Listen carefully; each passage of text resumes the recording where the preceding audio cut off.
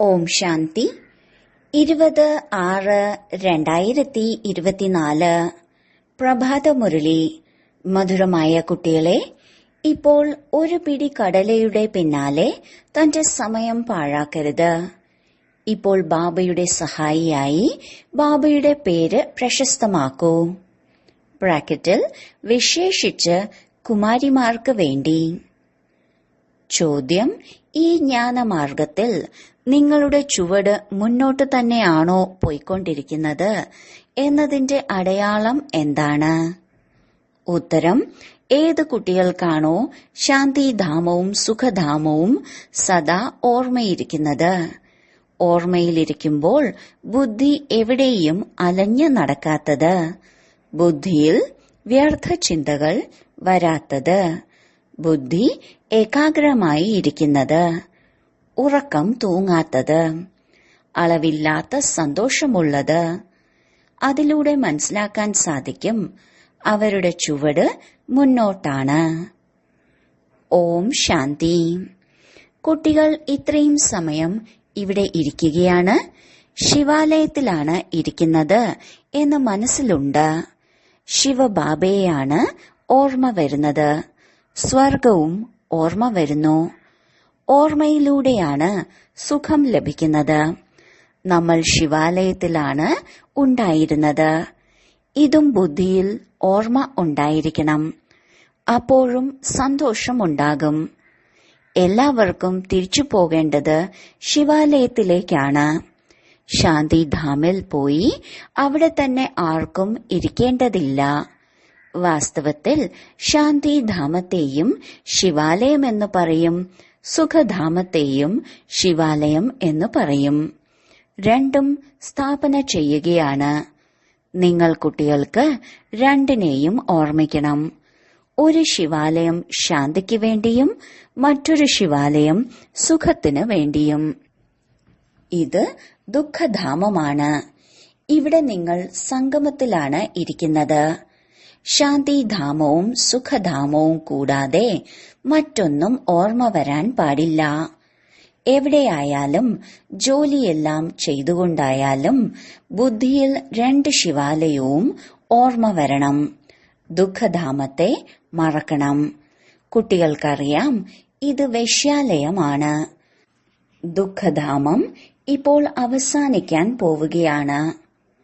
ഇവിടെ ഇരിക്കുമ്പോൾ നിങ്ങൾ കുട്ടികൾ ഉറക്കം തൂങ്ങാൻ പാടില്ല. ഒരുപാട് പേരുടെ ബുദ്ധി എവിടെയൊക്കെയോ പോകുന്നു. മായയുടെ വിഘ്നം വരുന്നു. നിങ്ങൾ കുട്ടികളോട് ബാബ ഇടയ്ക്കിടെ പറയുന്നു, കുട്ടികളെ മന്മന ഭവ. ഭിന്ന ഭിന്ന പ്രകാരത്തിലുള്ള യുക്തികളും പറഞ്ഞു തരുന്നു. ഇവിടെ ഇരിക്കുമ്പോൾ ബുദ്ധിയിൽ ഇത് ഓർമ്മിക്കണം, നമ്മൾ ആദ്യം ശാന്തിധാമമാകുന്ന ശിവാലയത്തിലേക്ക് പോകും, പിന്നീട് സുഖധാമത്തിൽ വരും. ഇങ്ങനെ ഓർമ്മിക്കുന്നതിലൂടെ പാപം ഇല്ലാതാകും. എത്രത്തോളം നിങ്ങൾ ഓർമ്മിക്കുന്നോ അത്രത്തോളം ചുവട് മുന്നേറുകയാണ്. ഇവിടെ മറ്റുള്ള ചിന്തകളോടെ ഇരിക്കരുത്. അല്ലെങ്കിൽ നിങ്ങൾ മറ്റുള്ളവർക്കും നഷ്ടം വരുത്തി തീർക്കുകയാണ്. ലാഭത്തിനു പകരം നഷ്ടം ഉണ്ടാക്കുന്നു. മുൻപ് യോഗത്തിലിരിക്കുന്ന സമയത്ത് മുന്നിലൊരാളെ നിരീക്ഷിക്കാൻ വേണ്ടി ഇരുത്താറുണ്ടായിരുന്നു. ആരാണ് ഉറക്കം തൂങ്ങുന്നത്, ആരാണ് കണ്ണടച്ച് ഇരിക്കുന്നത്. അപ്പോൾ വളരെ ശ്രദ്ധാപൂർവം ഇരിക്കുമായിരുന്നു. ഇവരുടെ ബുദ്ധിയോഗം എവിടെയും അലയുന്നില്ലല്ലോ, ഉറക്കം തൂങ്ങുന്നില്ലല്ലോ എന്ന് ബാബയും നോക്കുമായിരുന്നു. ഒന്നും മനസ്സിലാകാത്തവരും ഒരുപാട് പേർ വരുന്നുണ്ട്. അവർക്കൊന്നും മനസ്സിലായിട്ടില്ല. ബ്രാഹ്മണിമാർ വിളിച്ചുകൊണ്ട് വരുന്നു. ശിവബാബയുടെ മുന്നിൽ വരുന്ന കുട്ടികൾ വളരെ നല്ലവരായിരിക്കണം. തെറ്റുകൾ ഒന്നും ചെയ്യാൻ പാടില്ല. എന്തുകൊണ്ടെന്നാൽ ബാബ ഒരു സാധാരണ ടീച്ചറല്ല. ബാബ ഇരുന്ന് പഠിപ്പിക്കുകയാണ്. ഇവിടെ വളരെ ശ്രദ്ധയോടെ ഇരിക്കണം. ബാബ 15 മിനിറ്റ് ശാന്തിയിൽ ഇരുത്തുന്നു. നിങ്ങൾ 1 മണിക്കൂർ 2 മണിക്കൂർ ഇരിക്കുന്നു. എല്ലാവരും മഹാരഥികളൊന്നുമല്ല. ആരാണോ ഉറച്ചവരല്ലാത്തത് അവർക്ക് ശ്രദ്ധ നൽകണം. മുന്നറിയിപ്പ് കൊടുക്കുന്നതിലൂടെ അവർ ഉണരും. ആരാണോ ഓർമ്മയിലിരിക്കാത്തത്, വ്യർത്ഥ ചിന്തകൾ ചിന്തിക്കുന്നത്, അവർ വിഘ്നം ഉണ്ടാക്കുകയാണ്. എന്തെന്നാൽ ബുദ്ധി എവിടെയൊക്കെയോ അലയുന്നു. മഹാരഥികളും കുതിരസവാരിക്കാരും കാൽനടക്കാരും എല്ലാവരും ഇരിക്കുന്നുണ്ട്. ഇന്ന് ബാബ വിചാരസാഗര മന്ഥനം ചെയ്തിട്ടാണ് വന്നത്. മ്യൂസിയത്തിലോ പ്രദർശനിയിലോ നിങ്ങൾ കുട്ടികൾ ശിവാലയം, വേശ്യാലയം, പിന്നെ പുരുഷോത്തമ സംഗമയുഗം, ഇത് മൂന്നും പറഞ്ഞു കൊടുക്കുന്നു. മനസ്സിലാക്കി കൊടുക്കാൻ ഇത് വളരെ നല്ലതാണ്. ഇവ വളരെ വലുതായി ഉണ്ടാക്കണം. മനുഷ്യരുടെ ബുദ്ധിയിൽ പെട്ടെന്ന് കയറുന്നതിനായി വളരെ നല്ല വലിയ ഹാൾ ഇതിനു വേണ്ടി എടുക്കണം.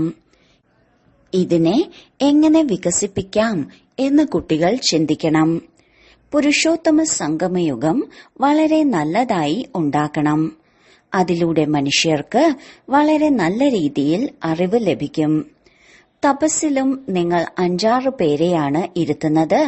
പക്ഷെ അത് പോരാ, 10-15 പേരെ ഇരുത്തണം. വലിയ വലിയ ചിത്രങ്ങൾ ഉണ്ടാക്കി നല്ല അക്ഷരത്തിൽ എഴുതി വെക്കണം. നിങ്ങൾ എത്രത്തോളം മനസ്സിലാക്കി കൊടുത്തിട്ടും മനസ്സിലാകുന്നില്ല.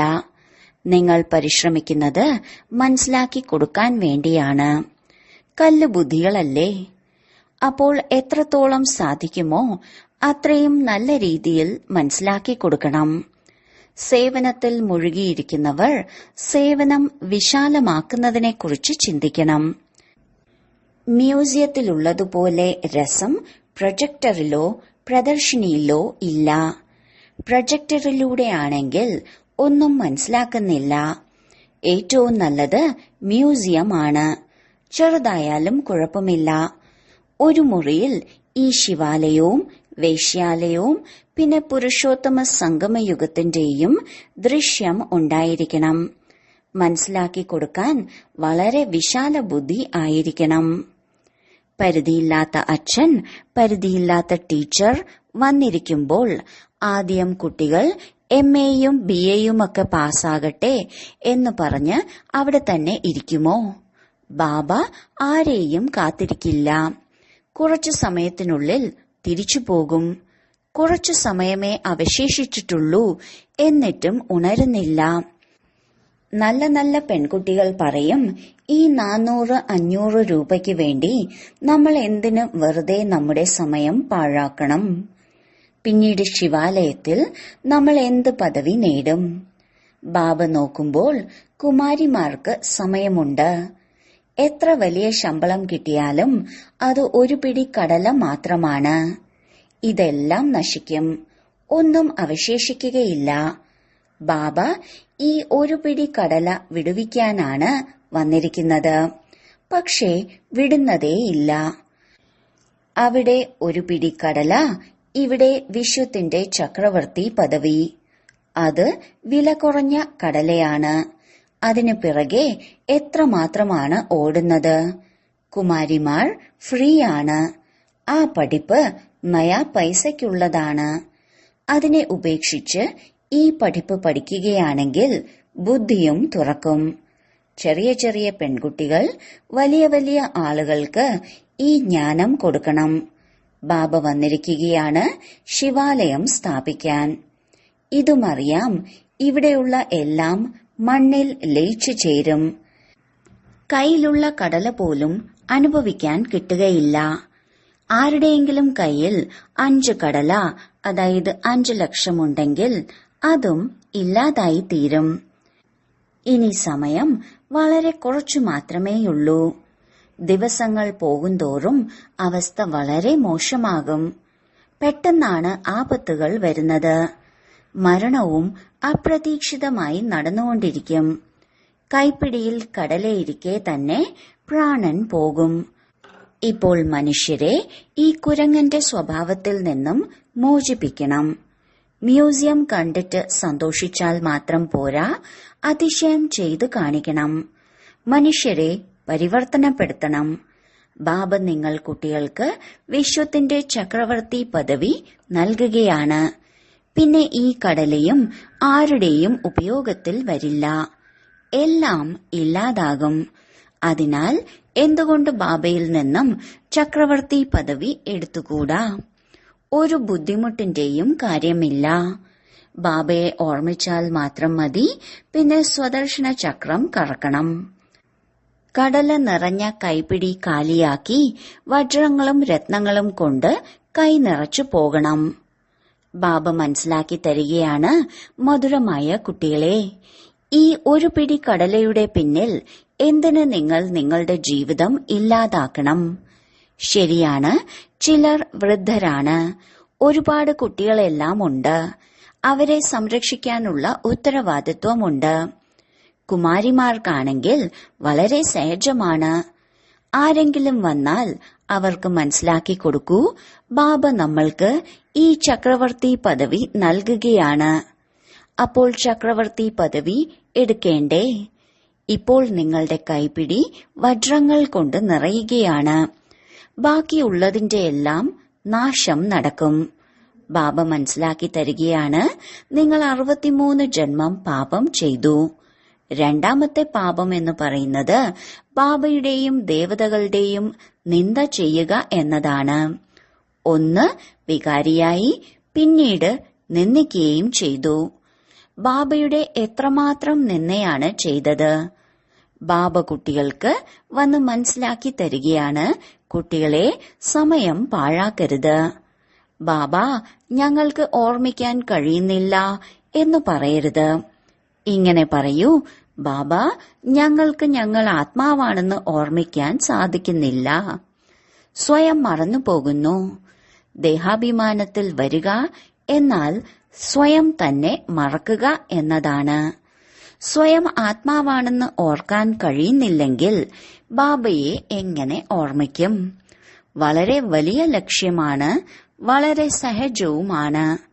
ബാക്കി മായയുടെ എതിർപ്പുണ്ടാകും എന്നത് ശരിയാണ്. മനുഷ്യൻ ഗീതയെല്ലാം വായിക്കുന്നുണ്ടെങ്കിലും അർത്ഥം ഒന്നും അറിയുന്നില്ല. ഭാരതത്തിന്റെ മുഖ്യമായ ശാസ്ത്രം ഗീതയാണ്. ഓരോ ധർമ്മത്തിനും അവരുടേതായ ഒരു ശാസ്ത്രം ഉണ്ടായിരിക്കും. ആരാണോ ധർമ്മം സ്ഥാപിക്കുന്നത് അവരെ സദ്ഗുരു എന്ന് പറയില്ല. ഇത് വലിയ തെറ്റാണ്. സദ്ഗുരു ഒന്നേയുള്ളൂ. ഗുരു എന്ന് വിളിക്കുന്നവർ ഒരുപാട് പേരുണ്ട്. ചിലർ മരപ്പണി പഠിപ്പിച്ചു, എഞ്ചിനീയറിംഗ് പഠിപ്പിച്ചു. അപ്പോൾ അവരും ഗുരുവായി. ഓരോ കാര്യങ്ങളും പഠിപ്പിക്കുന്നത് ഗുരുവാണ്. സദ്ഗുരു ഒന്നേയുള്ളൂ. ഇപ്പോൾ നിങ്ങൾക്ക് സദ്ഗുരുവിനെ ലഭിച്ചിരിക്കുകയാണ്. ഇത് സത്യമായ അച്ഛനുമാണ്, ഒപ്പം ടീച്ചറുമാണ്. അതുകൊണ്ട് കുട്ടികൾ തെറ്റുകൾ ചെയ്യാൻ പാടില്ല. ഇവിടെ നിന്ന് നല്ല രീതിയിൽ റിഫ്രഷായി പോകണം. പിന്നീട് വീട്ടിൽ പോകുമ്പോൾ ഇവിടെയുള്ളതെല്ലാം മറന്നു പോകുന്നു. ഗർഭ ജയിലിൽ വളരെ ശിക്ഷകൾ ലഭിക്കുന്നു. അവിടെയാണെങ്കിൽ ഗർഭ കൊട്ടാരമായിരിക്കും. ശിക്ഷ അനുഭവിക്കുന്ന രീതിയിലുള്ള വികർമ്മങ്ങളൊന്നും ചെയ്യുന്നില്ല. ഇവിടെ നിങ്ങൾ കുട്ടികൾക്കറിയാം, ബാബയുടെ മുന്നിൽ പഠിക്കുകയാണ്. പുറത്തു നമ്മുടെ വീട്ടിൽ അങ്ങനെ പറയുകയില്ല. അവിടെ മനസ്സിലാക്കും, സഹോദരനാണ് പഠിപ്പിക്കുന്നത്. ഇവിടെ, അതായത് മധുബനിൽ, നേരിട്ട് ബാബയുടെ അടുത്ത് വന്നിരിക്കുകയാണ്. ബാബ കുട്ടികൾക്ക് നല്ല രീതിയിൽ മനസ്സിലാക്കി തരികയാണ്. ബാബയുടെയും കുട്ടികളുടെയും മനസ്സിലാക്കി തരുന്ന രീതിയിൽ വ്യത്യാസമുണ്ട്. ബാബ വന്ന കുട്ടികൾക്ക് മുന്നറിയിപ്പ് നൽകുകയാണ്. കുട്ടികളെ കുട്ടികളെ എന്ന് വിളിച്ച് മനസ്സിലാക്കി തരികയാണ്. നിങ്ങൾക്ക് ശിവാലയവും പിന്നെ വേശ്യാലയവും എന്താണെന്ന് മനസ്സിലായി. പരിധിയില്ലാത്ത കാര്യമാണ്. ഇത് വ്യക്തമാക്കി കാണിക്കുകയാണെങ്കിൽ മനുഷ്യർക്ക് സന്തോഷമുണ്ടാകും. അവിടെ ഇതുപോലെ തമാശ മട്ടിലാണ് മനസ്സിലാക്കി കൊടുക്കുന്നത്. സീരിയസ് ആയി മനസ്സിലാക്കി കൊടുത്താൽ നല്ല രീതിയിൽ മനസ്സിലാക്കും. തന്റെ മേൽ ദയ കാണിക്കൂ. ഈ വേശ്യാലയത്തിൽ തന്നെ ഇരിക്കണോ? ബാബയ്ക്ക് ചിന്ത നടക്കുന്നുണ്ട്, എങ്ങനെ മനസ്സിലാക്കി കൊടുക്കാം. കുട്ടികൾ എന്തുമാത്രം പരിശ്രമിക്കുന്നു. പിന്നെ കുടുക്കയിലെ കല്ലുപോലെയാണ്. ശരി ശരി എന്ന് പറയുന്നു, വളരെ നല്ലതാണെന്ന് പറയുന്നു. ഗ്രാമത്തിൽ പോയി മനസ്സിലാക്കി കൊടുക്കണം. സ്വയം ഇതൊന്നും മനസ്സിലാക്കില്ല. ധനവാന്മാർ മനസ്സിലാക്കുകയില്ല. പൂർണമായും ശ്രദ്ധ കൊടുക്കുകയില്ല. അവർ പിന്നീട് വരും. അപ്പോൾ സമയം വളരെ വൈകും. അവരുടെ പൈസയും ഉപകരിക്കുകയില്ല. യോഗത്തിലിരിക്കാനും സാധിക്കുകയില്ല.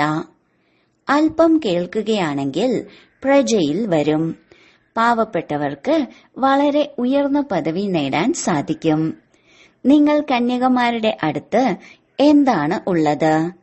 കന്യകമാരെ പാവപ്പെട്ടവർ എന്നാണ് പറയുന്നത്. എന്തുകൊണ്ടെന്നാൽ അച്ഛന്റെ സമ്പത്ത് ആൺകുട്ടികൾക്കാണ് ലഭിക്കുന്നത്. പിന്നീട് കന്യാദാനം ചെയ്യുന്നു. അപ്പോഴാണ് വികാരത്തിലേക്ക് പോകുന്നത്. പറയും, വിവാഹം കഴിക്കുകയാണെങ്കിൽ പണം തരാം. പവിത്രമായി ഇരിക്കുകയാണെങ്കിൽ ഒരു ചില്ലി കാശ് പോലും തരില്ല. മനസ്സിന്റെ ഭാവന എങ്ങനെയാണെന്ന് നോക്കൂ. നിങ്ങൾ ആരെയും പേടിക്കരുത്. തുറന്ന രീതിയിൽ വേണം മനസ്സിലാക്കി കൊടുക്കേണ്ടത്. ധൈര്യം ഉണ്ടായിരിക്കണം. നിങ്ങൾ പൂർണമായും സത്യമാണ് പറയുന്നത്. ഇത് സംഗമയുഗമാണ്.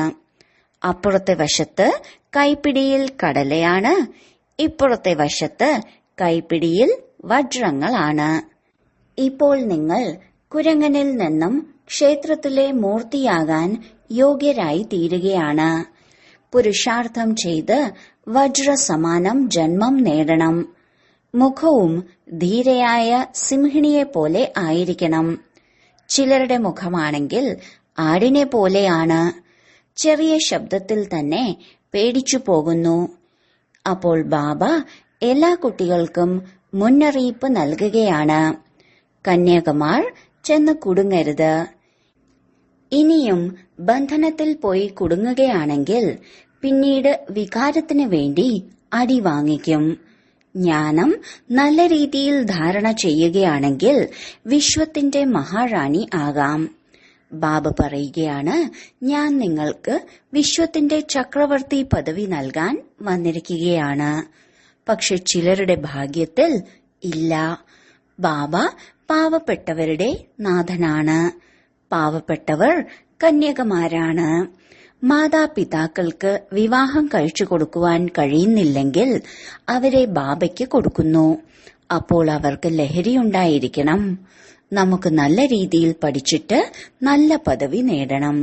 നല്ല വിദ്യാർത്ഥികൾ അവർ പഠിപ്പിൽ ശ്രദ്ധ കൊടുക്കും. ഞങ്ങൾക്ക് പാസ് വിത്ത് ഓണർ ആകണം.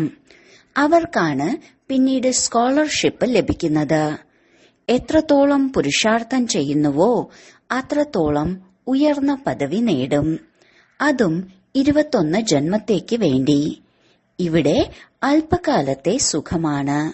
ഇന്നെന്തെങ്കിലും പദവി ലഭിക്കുന്നു, നാളെ മരിച്ചു കഴിഞ്ഞാൽ അവസാനിക്കുന്നു. യോഗിയും ഭോഗിയും തമ്മിൽ വ്യത്യാസമുണ്ടല്ലോ. ഇപ്പോൾ ബാബ പറയുകയാണ്, പാവപ്പെട്ടവരുടെ മേൽ കൂടുതൽ ശ്രദ്ധ കൊടുക്കൂ. ധനവാന്മാർ കുറച്ചു പേർക്ക് മാത്രമേ എടുക്കുവാൻ സാധിക്കുകയുള്ളൂ. വളരെ നല്ലതാണെന്ന് വെറുതെ പറയുക മാത്രമേ ചെയ്യുകയുള്ളൂ. ഈ സ്ഥാപനം എത്ര നല്ലതാണ്, അനേകരുടെ നന്മ ചെയ്യുന്നു. സ്വന്തം മംഗളം ചെയ്യുന്നില്ല. വളരെ നല്ലതാണെന്ന് പറഞ്ഞ് പുറത്തു പോകുന്നതും അവസാനിച്ചു. മായ വടിയുമായി നിൽക്കുന്നുണ്ട്. മനോവീര്യം തന്നെ ഇല്ലാതാക്കുന്നു. ഒരൊറ്റ അടി നൽകുന്നതിലൂടെ ബുദ്ധി തന്നെ കെടുത്തുന്നു. ബാബ മനസ്സിലാക്കി തരികയാണ്, ഭാരതത്തിന്റെ അവസ്ഥ എന്തായിരിക്കുന്നു. കുട്ടികൾ ഡ്രാമയെ നല്ല രീതിയിൽ മനസ്സിലാക്കിയിട്ടുണ്ട്. ശരി, വളരെ കാലത്തെ വേർപാടിന് ശേഷം തിരിച്ചു കിട്ടിയ മധുരമധുരമായ കുട്ടികളെ പ്രതി മാതാവും പിതാവുമായ ബാബ്ദാദയുടെ സ്നേഹസ്മരണയും സുപ്രഭാതവും. ആത്മീയ അച്ഛന്റെ ആത്മീയ കുട്ടികൾക്ക് നമസ്കാരം. ധാരണയ്ക്കുള്ള മുഖ്യസാരം: 1. ഒരു പിടി കടലയെ വിട്ട് ബാബയിൽ നിന്ന് വിശ്വത്തിന്റെ ചക്രവർത്തി പദവി നേടുന്നതിനുള്ള പൂർണമായ പുരുഷാർത്ഥം ചെയ്യണം. ഒരു കാര്യത്തിലും ഭയപ്പെടരുത്. ദൃഢതയുള്ളവരായി ബന്ധനങ്ങളിൽ നിന്നും മുക്തമാകണം. തന്റെ സമയം സത്യമായ സമ്പാദ്യത്തിൽ സഫലമാക്കണം. 2. ഈ ദുഃഖധാമത്തെ മറന്ന് ശിവാലയത്തെ, അതായത് ശാന്തിധാമത്തെയും സുഖധാമത്തെയും ഓർമ്മിക്കണം. മായയുടെ വിഘ്നങ്ങളെ മനസ്സിലാക്കി ജാഗ്രതയോടെ കഴിയണം. വരദാനം: ഗീതയുടെ പാഠം പഠിക്കുകയും പഠിപ്പിക്കുകയും ചെയ്യുന്ന നഷ്ടമോഹ സ്മൃതി സ്വരൂപരായി ഭവിക്കട്ടെ. ഗീതാജ്ഞാനത്തിന്റെ ആദ്യ പാഠമാണ് അശരീരി ആത്മാവാകൂ എന്നും അന്തിമ പാഠം നഷ്ടമോഹ സ്മൃതി സ്വരൂപരാകുക എന്നും. ആദ്യത്തെ പാഠം വിധിയും അന്തിമ പാഠം വിധിയിലൂടെ സിദ്ധിയുമാണ്. അതിനാൽ ഓരോ സമയത്തും ഈ ആദ്യ പാഠം പഠിക്കൂ. പിന്നീട് മറ്റുള്ളവരെ പഠിപ്പിക്കൂ. അങ്ങനെയുള്ള ശ്രേഷ്ഠ കർമ്മം ചെയ്തു കാണിക്കൂ. താങ്കളുടെ ശ്രേഷ്ഠ കർമ്മം കണ്ട് അനേക ആത്മാക്കൾക്ക് ശ്രേഷ്ഠ കർമ്മം ചെയ്ത് തങ്ങളുടെ ഭാഗ്യത്തിന്റെ രേഖ ശ്രേഷ്ഠമാക്കാൻ സാധിക്കട്ടെ. സ്ലോഗൻ: പരമാത്മാ സ്നേഹത്തിൽ മുഴുകിയിരിക്കൂ, എങ്കിൽ പ്രയത്നത്തിൽ നിന്നും മുക്തമാകും.